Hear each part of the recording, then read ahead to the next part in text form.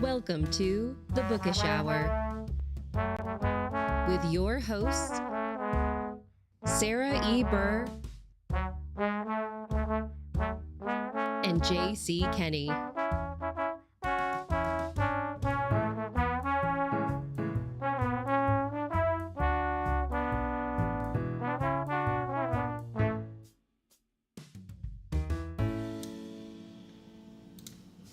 And we are live. Good evening, everyone. Welcome to the Bookish Hour. I'm Sarah Burr. And I am J.C. Kenney, and it's Thursday night, baby Friday evening. The weekend is here, and we are celebrating the debut author Stacy Kean tonight, which is so cool because she comes from the same one of the same publishing houses that both Sarah and I come from.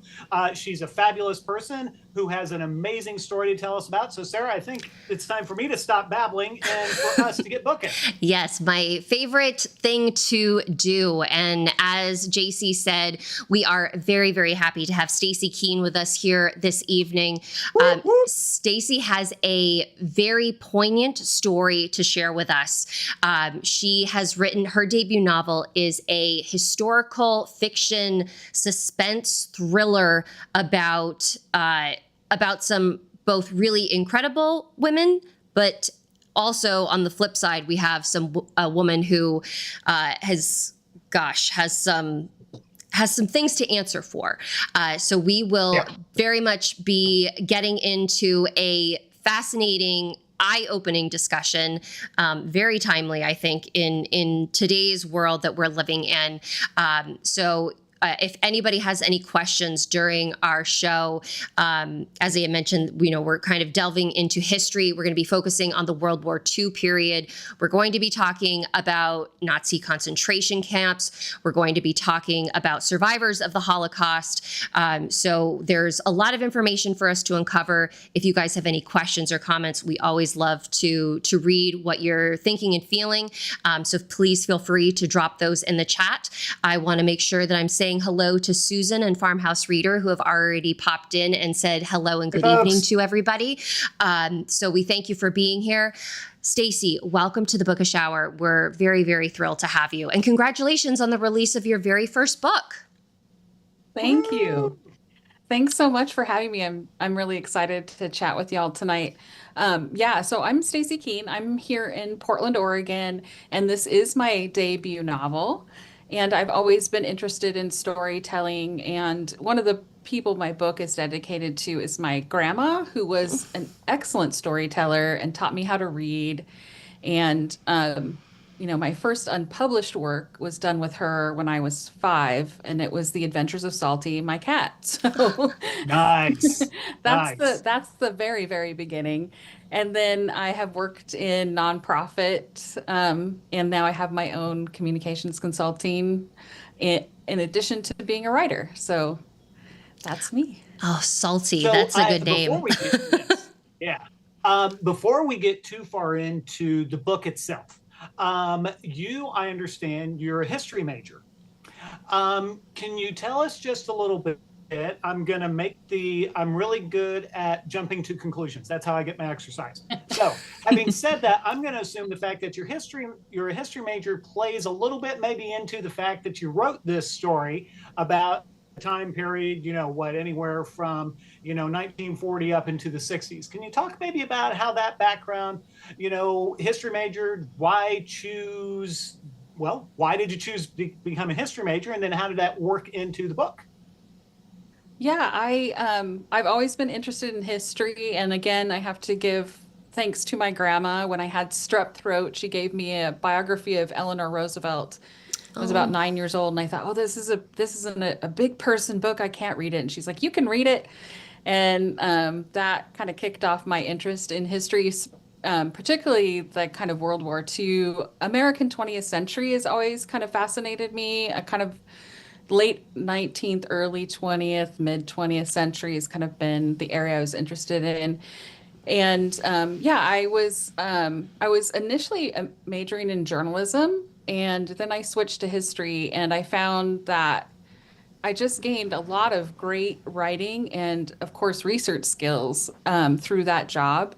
And also, like, the ability to distill kind of complex topics into something digestible, which really served me well during my career. And so I'm really glad I did it. And I know a lot of the humanities majors have kind of fallen out of fashion, or I just think they're really important for critical thinking. And I Yes. think even more important now when, the world's kind of reshaping and lots of things like AI and different things, it's where humans can be creative, humans can think critically. And so I think that's an even more important skill now. So I would, any of you reluctant, maybe history majors, like, go do it.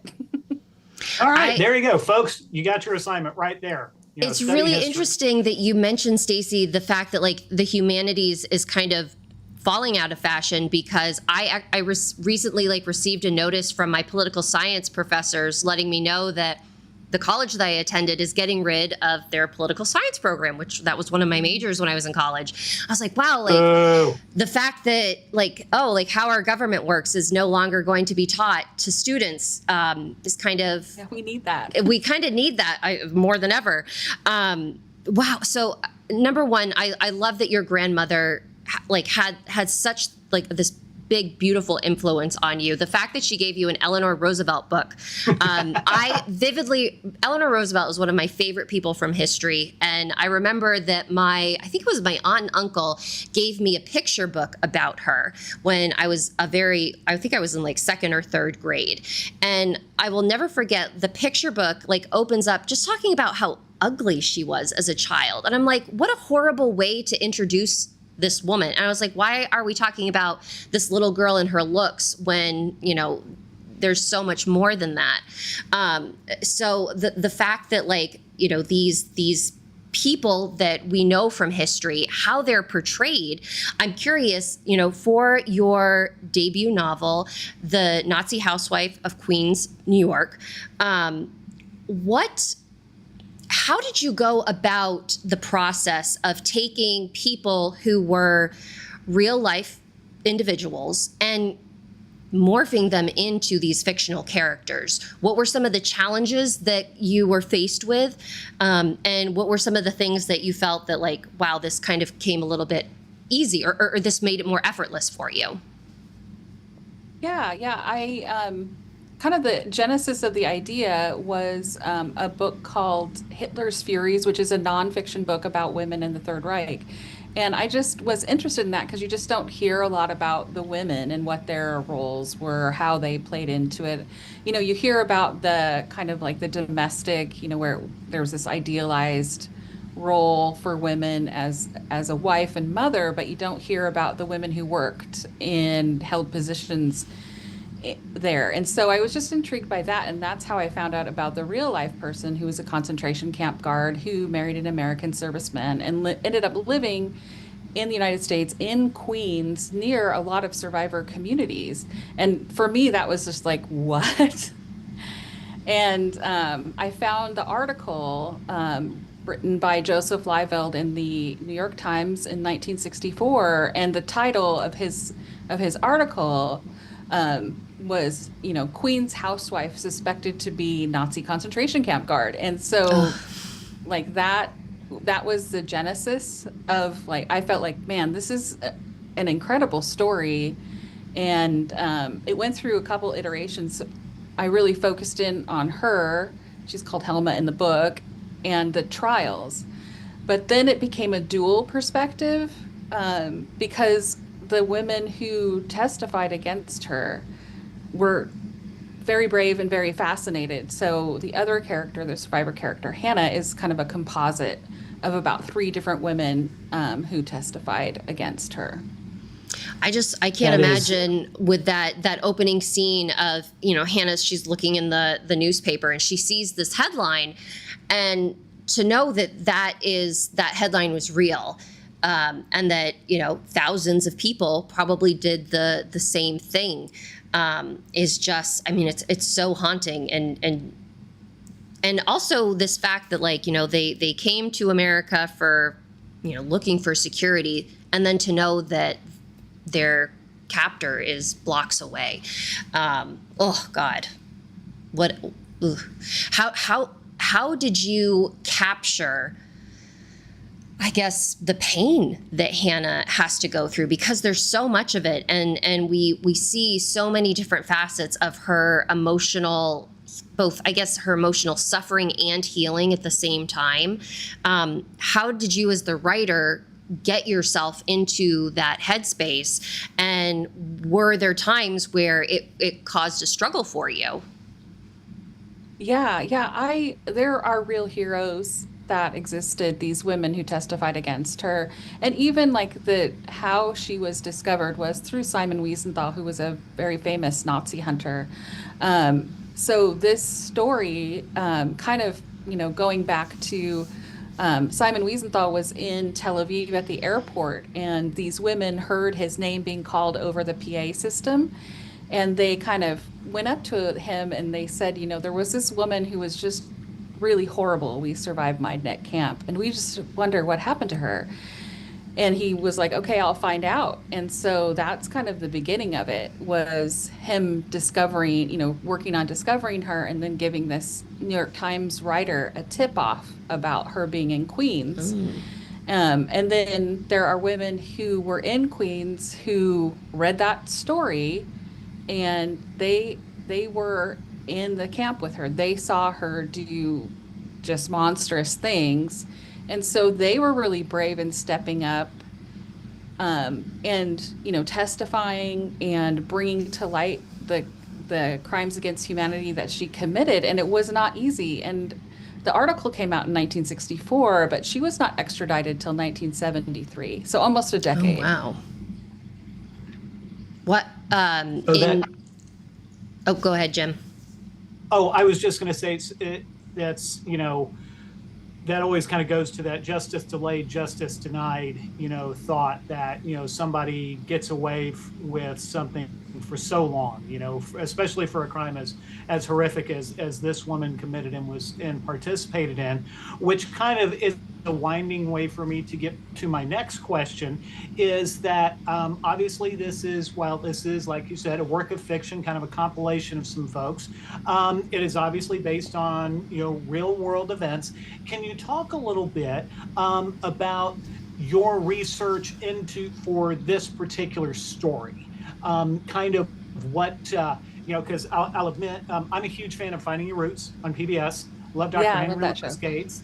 And so, it's always so heart-wrenching when they, share the stories of people who lost their ancestors during the Holocaust. And so, we get that history through those things. So can you talk a little bit about the research that you did for your two characters and how that worked into the story then? Yeah, I was really fortunate that, there were two trials, one in the United States and one in Germany. So there was, a lot of like first person accounts and, lots of newspaper accounts. It was a big story back then. So I had that.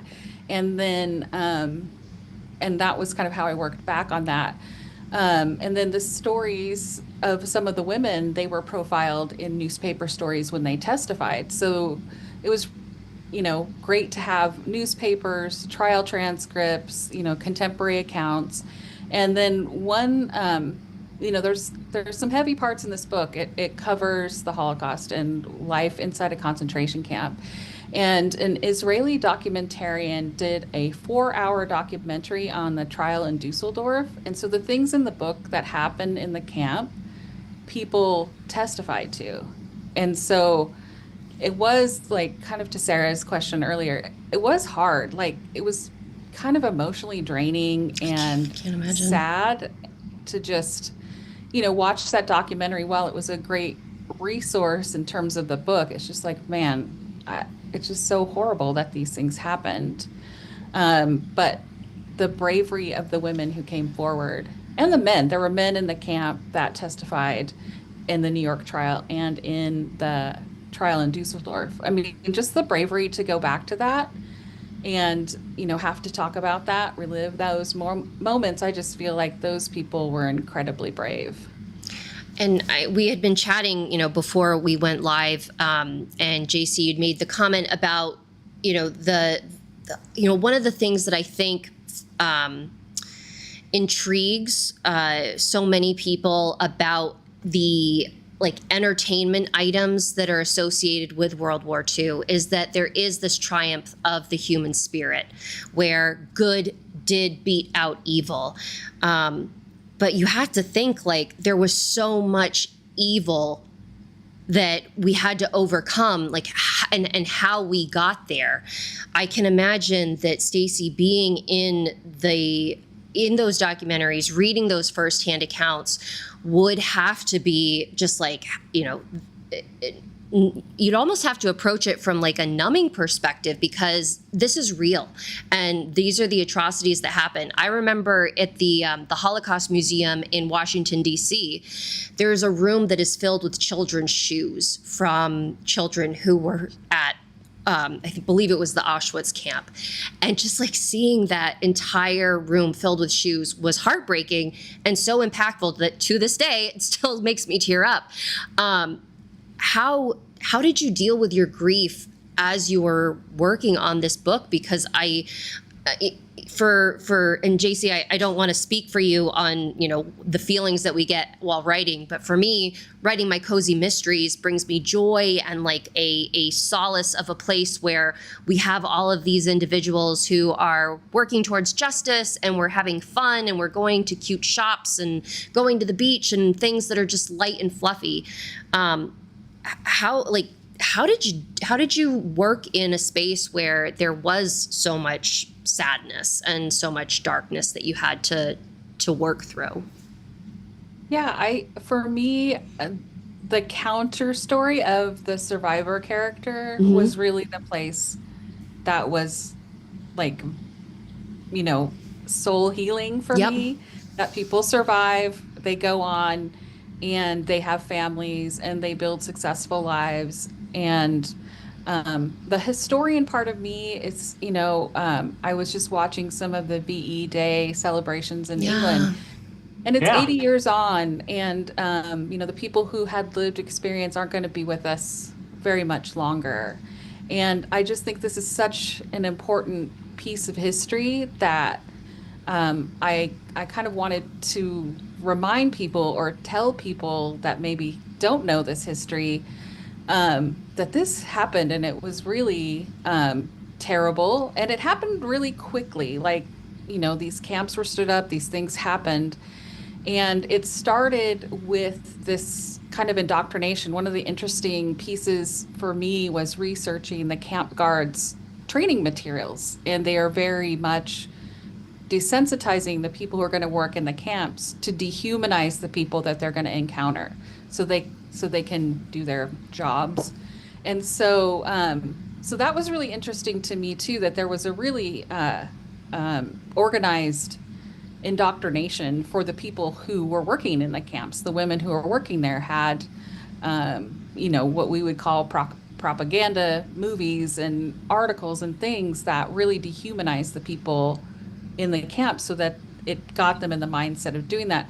And I think all of that's just really important. And I think, I love historical fiction because I think it's a really relatable way for people to get snippets of history, and hopefully that they, want to learn a little bit more about the real story, or that these things, the Second World War, the Holocaust, and that that incredible time doesn't fade, and it's not lost. And the fact 80 years is not really that long certainly not long in the grand scheme of human history. And the fact that you're talking about these indoctrination training guides about how to view these people as non-human, I think about that now and say I don't know what in the world could happen to make me think that another human being is not human or not worthy of consideration and respect.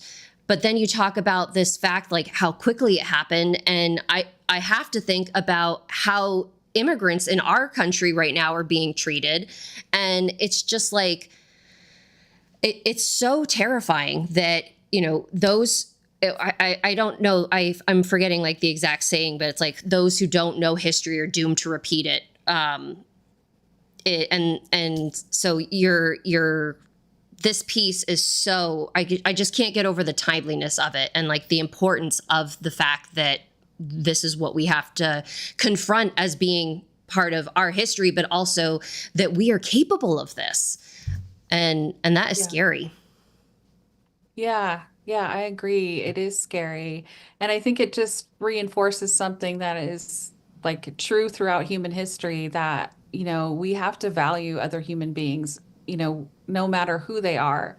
And, make sure that we are practicing fairness and justice and looking at other humans as humans and not get into a space where they are, the indoctrination for the concentration camp guards was like these are rats and they're poisonous creatures. They're not even people. And just how damaging that rhetoric is and how that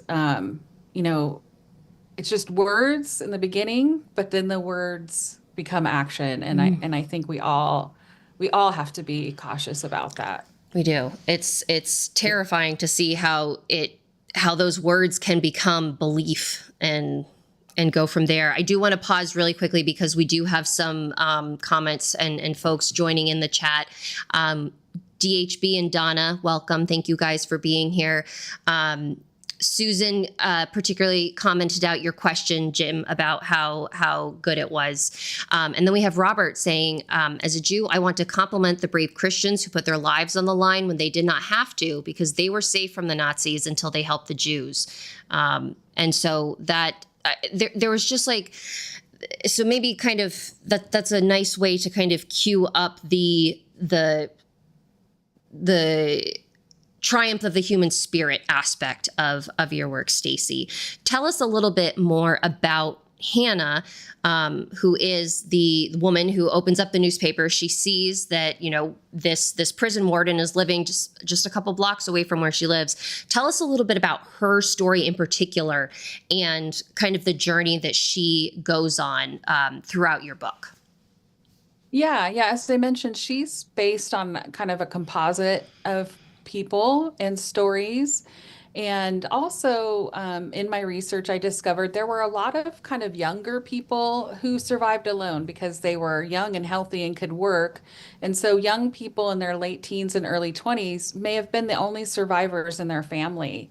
And so they lost everyone. They lost their siblings, they lost their parents, their grandparents, aunts, uncles, cousins. And so that was kind of where I kind of came up with the idea for like Hannah to kind of be this young person figuring out life alone and with this trauma in a time where we didn't have concepts like PTSD or trauma that, people didn't seek out mental health. And I think the mental health was, kind of move on and enjoy the good things. And so that was sort of the basis. And then I did some research into displaced persons camp, which is really what was really interesting. And a lot of these young people got married and they did go to Israel or the United States and started lives. And, I think that's an incredibly brave thing to do too. Like how hopeful is that to get married, start your family, start a life, start a business, go to school. They did all these things. And so I think at the juncture where she opens a newspaper, she's done all that and she thinks, that's back there. And how jarring it is to see this woman who had done these terrible things, she's in the United States, she's near me. Like how terrifying would that be? And I think that's kind of the basis for Hannah was just like this incredibly brave person who has been through an unimaginable trauma experience and the bravery to embrace life, get married, have kids, go to work, all those things, build a life. I just really liked telling that story. And I really, Hannah has her struggles, but I really love how she evolves in the story. And she also, well, in that, there's just like this aspect of bravery also that comes with seeking justice because she does put herself through the spotlight of going through this trial process and I consume a lot of true crime podcasts, and one thing that I am Really? always I never knew that, Sarah. I think I say that every episode. But one thing that I'm growing more and more mindful of is that, these stories, while I've never considered it entertainment, it's just something of like, I want to be informed about what's going on and what people are dealing with. And the fact that justice, and JC, your comment about justice delayed is justice denied. What is justice in this form of where these people who have already been put through like the worst things imaginable then have to face their abusers and try to fight for the fact that like I am the victim, I am the survivor, and yet still have to be subject to the process of going through these trials. And I'm curious, Stacy, how did you, I guess, like, what is that reckoning like for somebody that is searching for justice, and what does justice really look like in that case? Yeah, that's interesting because there were a lot of questions at the time. It was interesting to me that some people expressed in articles or letters to the editor, like, we need to like leave this in the past. Like, why are we rehashing this? Let's all move on. And that was the attitude of some folks, like, oh, this happened, at that time, 30 years ago. Like, let's move on. And then also, the thing in the documentary, that 4-hour documentary, is when they were in Germany in the trial at Dusseldorf, they had this kind of big kind of outer corridor, and there was no separation in the breaks between survivors and the perpetrators. Oh, God. Yeesh. And so that for me was just like, wow, like, what is that like? And again, speaking to the bravery of the survivors to like, continue on and testify. And then the people who were defending her, the camp guard, they're defense lawyers, they're doing all they can. And so they question these people about the details and like the accuracy. And it's just, there's one like small part with an older man who testified, and it's based on a real man who was in the camp. And he almost like broke down on the stand because they were just, badgering him. And he was just like, I can't remember all the details. And, we were terrified and in this terrible camp. And, they did ask people at that New York trial, are you here for revenge? And he was one of those who just said, no, I'm here for justice. Mm-hmm. Nice. Well, and that kind of cues up a question I've got. Folks, want to remind you, we're about halfway through this fascinating discussion. Stacy, thank you so much for hanging out with us this evening. If you got comments, questions for Stacy, please put them in the chat. It's now or never, folks. You only got her for a half an hour. Okay, you don't. You'll have her, for hopefully many, many more years, but you may not get her back here. So there we go. Now, I want to sell some books here. So first off, I want to say that the title, The Nazi Housewife of Queens, New York, that grabs you by the collar and slaps you across the face. Did you come up with that on your own, or did somebody else help you with that? Because that was like, okay, that got my attention. Yeah, that kind of came from that article in 1964. And all the articles when this was, kind of in the news frequently, they referred to her as Queen's housewife. And I just thought that was such an interesting juxtaposition of her being this like brutal camp guard to like housewife in the 50s, where you kind of think about June Cleaver and this American femininity. And she kind of played to that too, where she would just be like, I'm just a woman. And then she had her neighbors testify on her behalf in New York, and they said, oh, she knits things for a church sale, and she's walking her dogs and keeps her yard so nice. And so I thought that was just so fascinating that it was really hard for her neighbors to understand her in this other context, because the context they had was the housewife. And so that's kind of where the title came from. And it also... Which leads to my next... Oh, go for it, Jim. No, I was going to say, which leads to my next question. Looking at that, that's such a fabulous book cover that you've got there. And we see that is a courtroom setting there on the cover. And we've talked about it a little bit. But this book, it's a mashup. It's historical fiction, as we've talked about, but it's also a thriller, and it's kind of a manhunt type of thing, or a woman hunt, I guess, in this case. And it's also a courtroom drama, which can be just, some of the great courtroom dramas, Few Good Men, just that's the first one that comes to mind. That is such fascinating reading and watching. How, it's like something you think, okay, it's so boring, but it really leaves us on the edge of our seat. Can you talk a little bit about what your process was, for writing a story that really just, again, grabs us by the shirt and brings us along, because courtroom dramas, I don't know that I love my little beachy mysteries, but courtroom dramas, that's a hard nut to crack and to do it well. So can you talk a little bit about that? Yeah, I think the courtroom stuff is really compelling. And you do kind of have to go through some legalese to read the courtroom kind of transcripts. But there were two trials. One was in New York to extradite her, and then the other trial was one of the longest trials in German history of several defendants at Majdanek in the late 70s. So there were two trials to kind of draw from, so that was really exciting. And I will say another hero in the book, based on a real person, he's Vince DeMarco in the book, but in real life, his name is Tony DeVito, and he was the gentleman who worked at the Immigration and Naturalization Service and fought hard because the U.S. government, the State Department, was not interested in Nazis. It was like, we're fighting communism.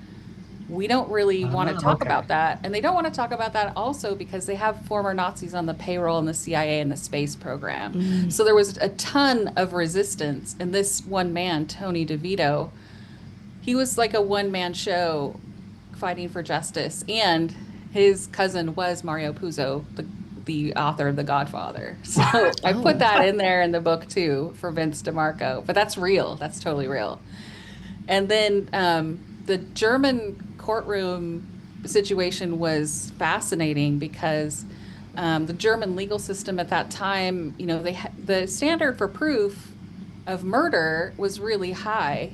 And so they had to have these firsthand accounts. And so that was really interesting. And the trial in Germany lasted for almost 5 years. Wow. And there were things that went on outside of the trial that were really interesting. There was a group called Silent Help run by Heinrich Himmler's daughter, Gudrun Himmler-Berwitz. That's real.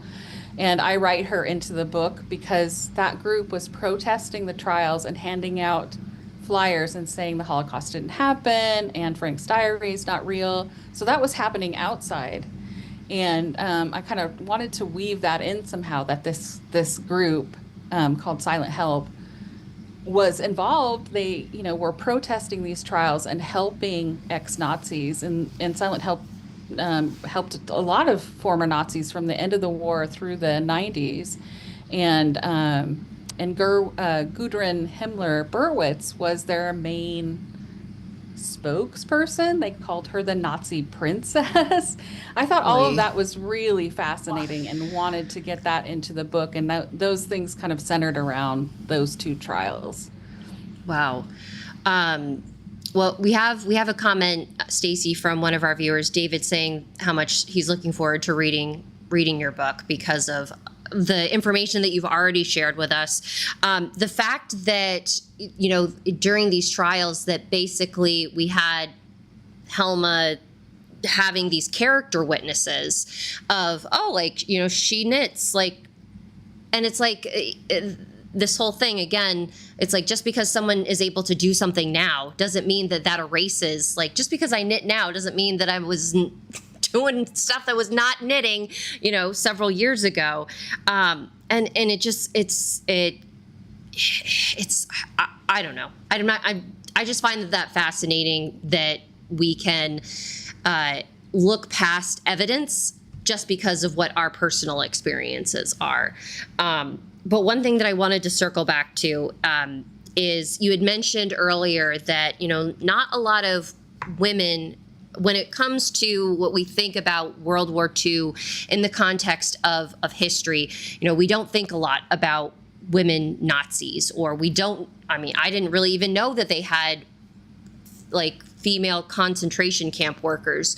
I had always thought Jojo Rabbit is like one of my all-time favorite movies. And I thought it was just like, we had women cast in these roles so that there'd just be more women in the movie. But no, they were there, and they were a part of these atrocities. Yet I find it really fascinating. You shared this with us before the show started, that the individual that Helma is based off of, that she was actually the first Nazi soldier that was tried and extradited from the United States. And I don't know, I just find that really fascinating, that it was a woman that had that role in history. Yeah. She, when I tell people what I was working on, I said, it's the first Nazi criminal extradited from the United States for war crimes. They go, oh, who was he? I was like, well, it was a woman.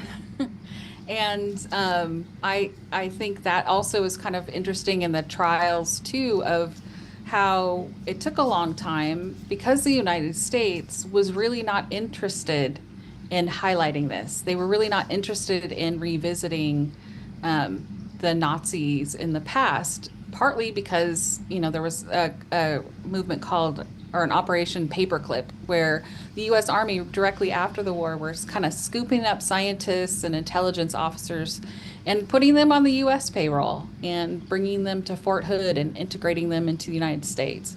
So I think that's a whole other kind of sideline of why it took so long.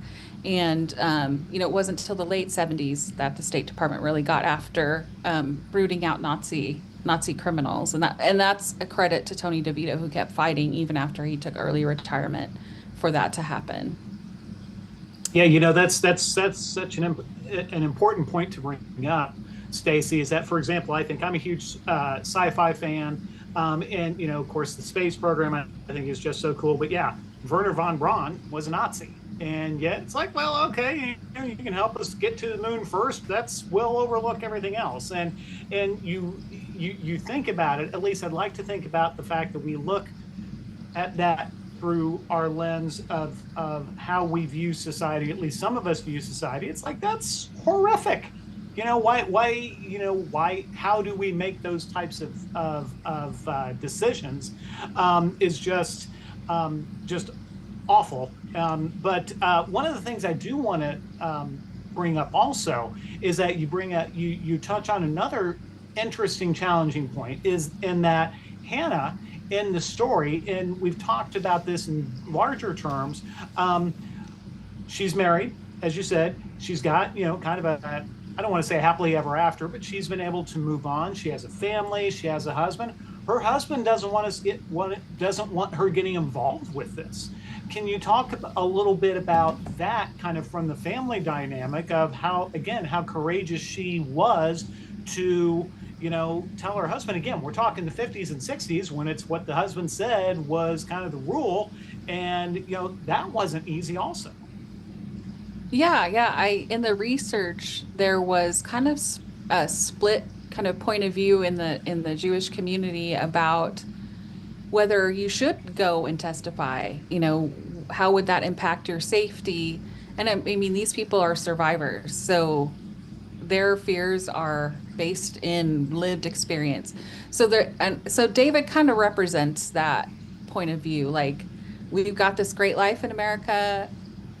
We're always going to be forward looking. Why should we go back there? Why should we even not bother, but like, why should we put ourselves through that? And so he is that voice that was present at the time of her extradition hearing, that there was pushback of like, and then the Holocaust is viewed very differently now, but back in the late 60s, 70s, it was like, let's move on, was really kind of the attitude, and it wasn't talked about as much. So I thought that was a way to represent these kind of two points of view. And, that create that challenge for Hannah and and a growth opportunity for Hannah. Like you said, she was younger. She was following along with what he said to do and what she thought, this should be what I do as this American. Like I'm trying to be this American mom, housewife, wife. And so she has to break that to participate in the trial. I have a question that I'd actually like to pose to both of you. And this is a little bit of a topic shift, more into the craft standpoint of writing. Because this hour is flying by, Stacy. I still have so many questions for you, but I have one question in particular that, JC, I think that you will be able to help out with. Because, Stacy, this is your first novel that you've written, and JC is celebrating the release of what is this, 12th, 13th?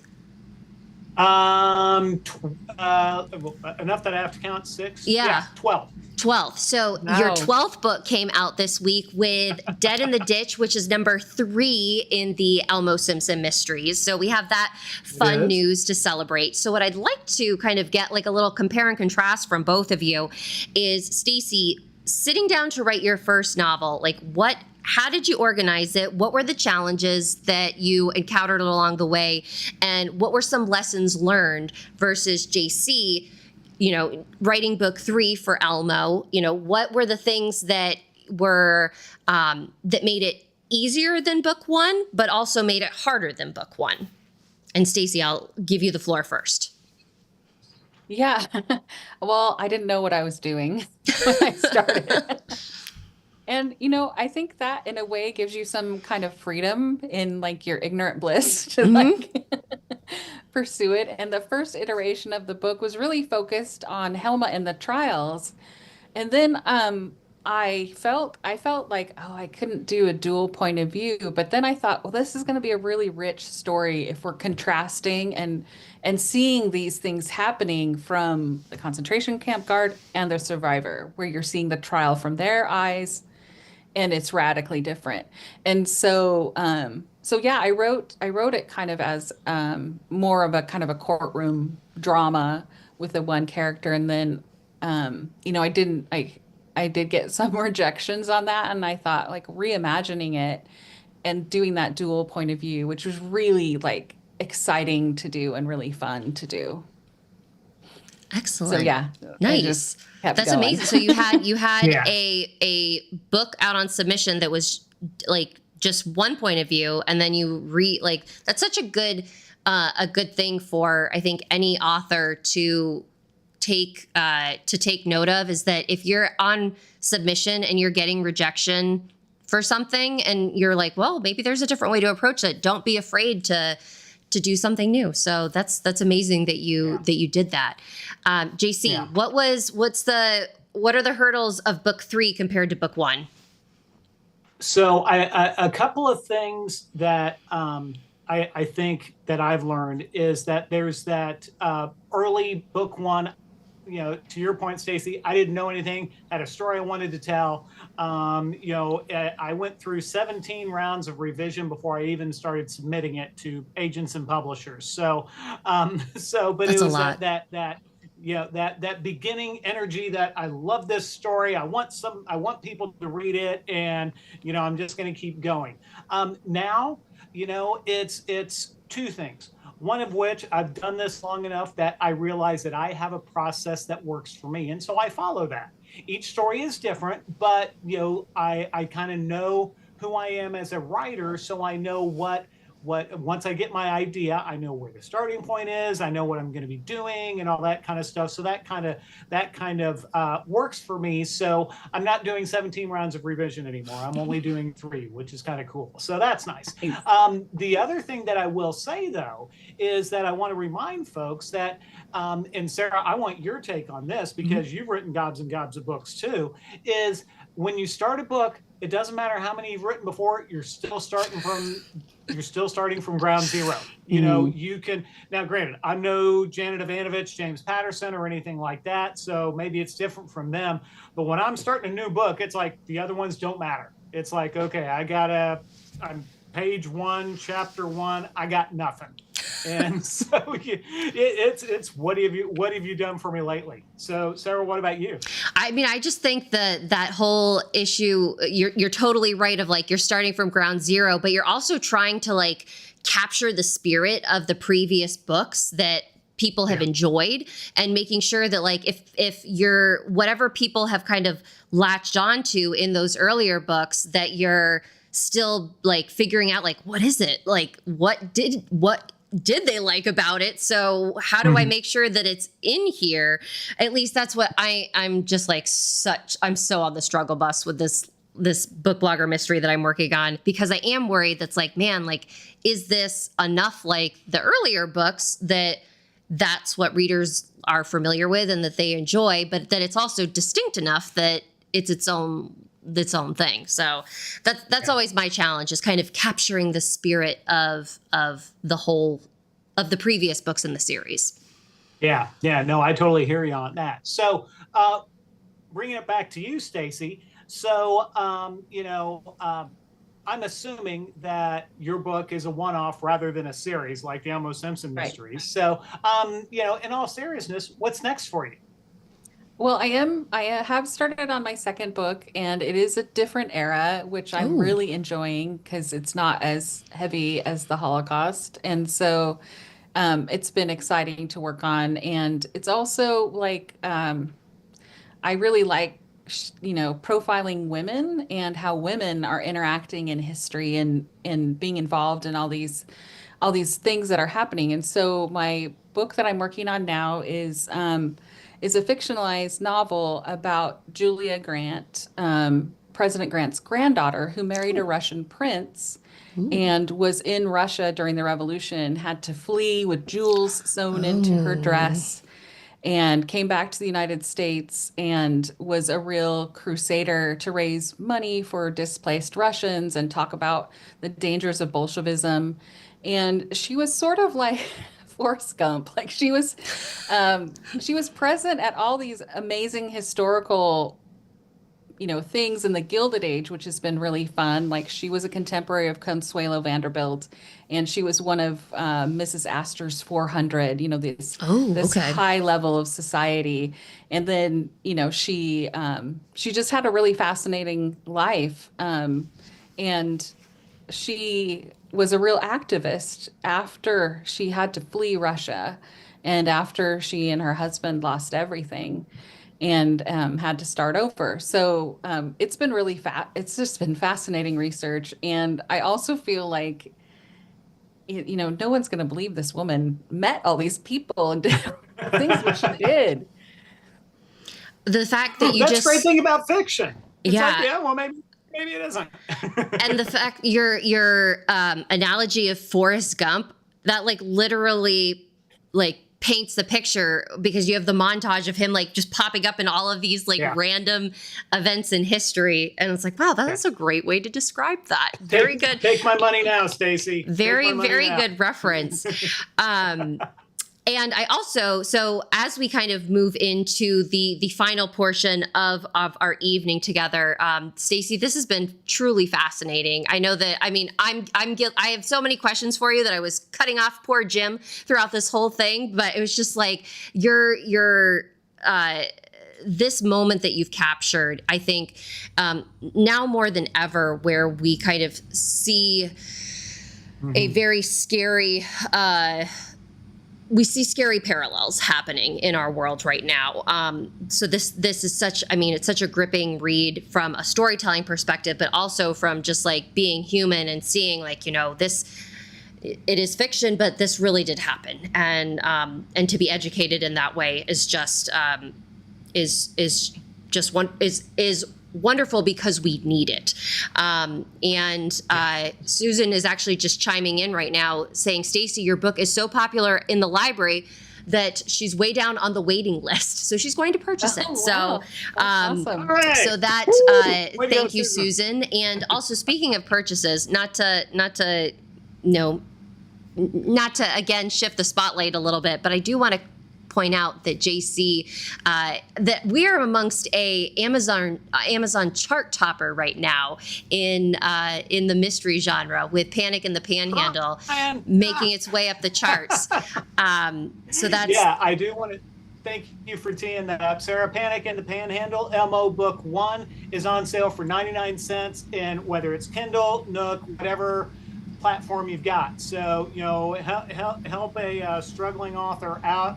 I kind of like my day job, but I would love to be able to quit. So, hey, help me get to number 1, folks, and I will thank you. But enough about me. Stacy, one of the things we like to do is, as we wrap up, is talk about what we're watching, what we're reading, what we're consuming. You got any recommendations for us for what you're enjoying right now? Yeah, I think for watching, and this kind of plays into what I'm working on right now, is The Gilded Age on HBO. There's 2 seasons that are available, and season 3 debuts in June. And nice. So if you want to kind of see that upper class, extremely wealthy Gilded Age, incredible costumes and conspicuous consumption. And it is kind of based on a true story as well about Alva Vanderbilt and her daughter Consuelo. If you didn't guess my reaction, I love that show, and I'm so excited. Baranski is an absolute goddess. Yeah. Oh my gosh, Baranski cannot go wrong. I am all about the Russells. I'm like, those guys are such a good show, and I'm so glad that it's coming back for another season. What else? Yeah. Anything else for us, Stacy? Yeah, I am. My reading right now is Julia Grant Cantacuzene, the princess, the granddaughter of of President Grant. She wrote a couple books, and so I'm just finishing up her biography, and it's just wild. And she was quite a good author as well. So can you, I'm going to jump in, can you give us the spelling of her last name? Because so folks can maybe track these books down. Yeah, it's Cantacuzene is, they have it spelled with a K on the book, but it is spelled Cantacuzene.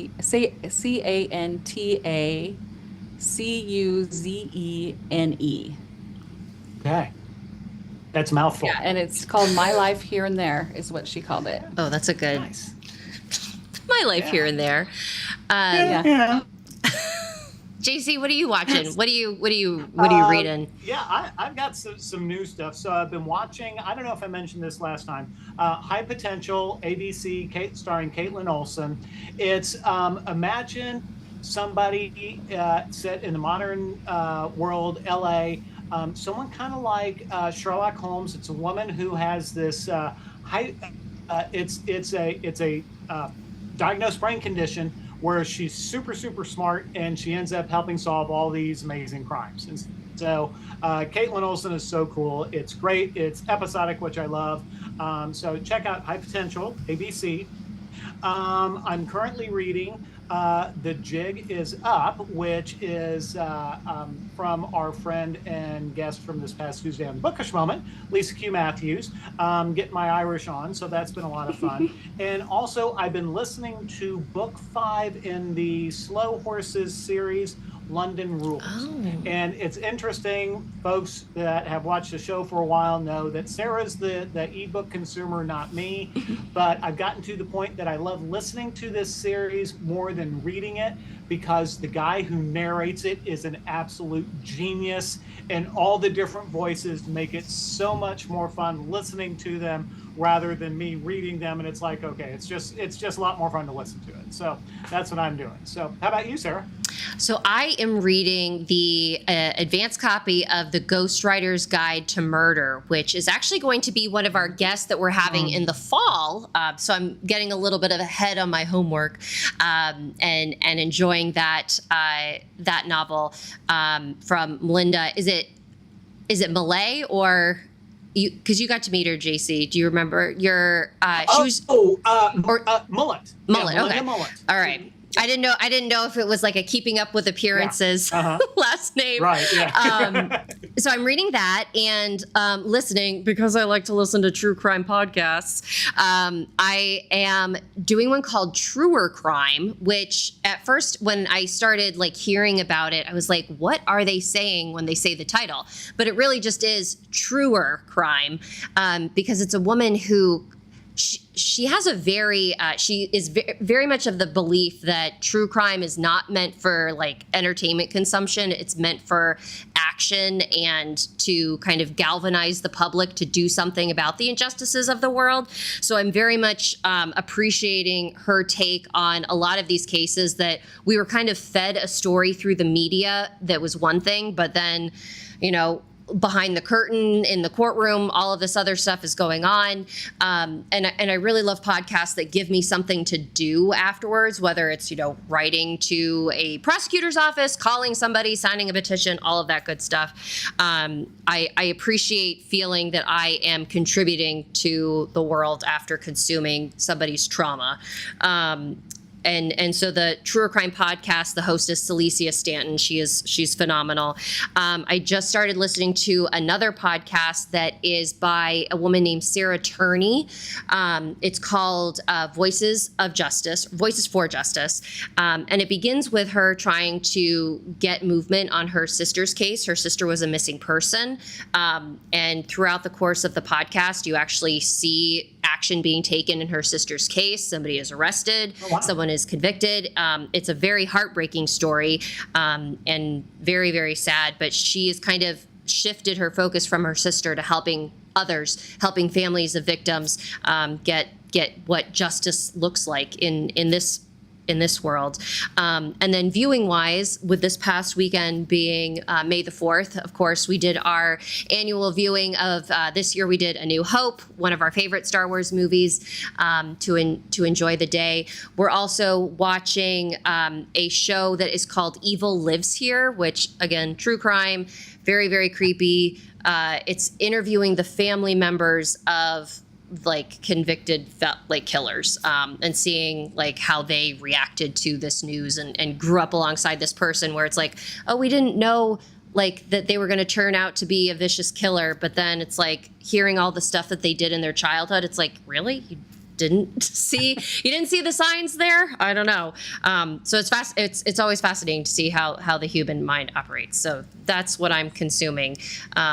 A lot of always something interesting going on. We also have a comment from one of our viewers, DHB, saying, for those of us who have an aversion to textbooks and traditional learning, historical fiction is a great way to learn facts in a painless way. So thank you, Stacy. And I agree. I love books that teach us things, and I think that's one of the wonderful things, not only about historical fiction, but JC, like the things that we write about in Cozy Mysteries, where we're writing about, you've got your literary agents, you've got your animal removal specialists, you've got your record store owners, you've got things that we can learn about and see a different point of view, which I always think is very good. Stacy, for people to stay in touch with you, do you have a website, newsletter, social media? Tell us where folks can stay connected. Yeah, if you go to stacykeanwrites.com, that is my website, and there's links to my socials. I'm on Instagram and Facebook and YouTube. And so I do kind of put out some content about little nuggets in the book, and I do have a newsletter, and I'm giving away a book club study guide for any new folks who sign up for the newsletter. So that's awesome. Cool. Sign up for that. It's stacykeanwrites.com. All right. Lovely. Folks, you know what to do. Yeah. Well, Stacy, thanks so much for hanging out with us tonight. Yeah, this great. has been fascinating. It's been educational. I'm not going to speak for Sarah because I want to give her a chance to speak for herself, but thank you for writing this book. I can't say enough. I'll be honest, folks, this was a little too heavy for me, so I did not finish it. But those of you who aren't weenies like me, read it because it's a fascinating tale Reviewers are loving it. It's got like 5 stars everywhere. It's excellent. It matters. And so thank you for hanging out with us, Stacy. Sarah, your turn. I would echo JC's compliments of your writing, Stacy. This is such an important message to convey to the world at large. Not that, and also, like, you know, we can't forget what's happened. We can't forget the evils that humanity has wrought on the world, and the fact that, like, you know, you said a couple of times that, like, even after World War II, like, the U.S. government just wanted to, like, push everything and just keep moving forward. It's like, you know, honestly, like, how harmful was that approach in the long run of, like, no, like, being able to address this and meet it head on, I think it is the way to go. But thank you so much for sharing this story, for sharing your time with us this evening, for being so generous with your knowledge. And we very much look forward to hearing about Julia and what you come up with and the adventures that she has in your next book. And I'm glad that you're finding it to be a little bit more fun, a little bit more enjoyable, because you've earned it. You've given us a beautiful story with the Nazi Housewife of Queens, New York. And we really, really appreciate you being here with us this evening. Thanks so much. I had a really great time, and the time really flew by. Yes, it does. It has a way of doing that here at the Bookish Hour, and it's mostly because of our wonderful audience members who are cheering us on. Yeah. Thank you, everybody, for being here with us this evening, for your comments and your questions. We very much appreciate it. We do have a couple shows for you next week on Tuesday at 4:30 p.m. Eastern. We are going to be joined by Nicole Liren, where we're talking about book 2 in her new series. Book 2 is called Vengeful Consequences, where we have her former con artist that is solving crimes in her town in Texas. And then on Wednesday, we're going to be joined by the prolific Vicki Delaney, who also writes as Ava Gates, celebrating one of her newest releases that is out. And I believe she has a giveaway planned for everybody. So that'll be wonderfully exciting. Nice. So again, thank you, everybody, for being here this evening. We very much appreciate you. Stacy, congratulations on your debut novel. JC, congratulations on the release of Dead the Ditch, book 3 in the Elmo Simpson Mysteries. Very proud of both of you, you Lovell besties. And we wish everybody a wonderful evening. And until we talk again, stay bookish, everybody. Have a good one. Bye.